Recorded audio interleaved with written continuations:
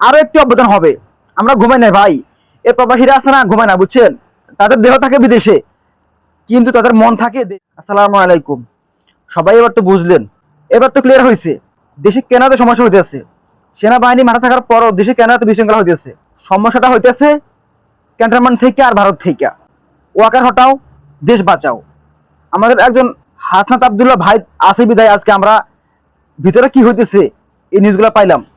তাদেরকে যে প্রপোজ দেওয়া হয়েছে, আওয়ামী লীগের বিচার না করে তাদেরকে পুনর্বাসন করার চেষ্টা হইতেছে, এবং এই প্রস্তাব দেওয়া হয়েছে সব দলকে।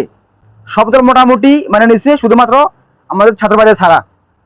সেনাবাহিনী ওয়াকার সাহেব, আপনারা ভুলে যাবেন না, আমরা প্রবাসীরা আগেও ছিলাম আমাদের বাড়ির সাথে, এখনো আছি, ইনশাল্লাহ ভবিষ্যতেও থাকবো।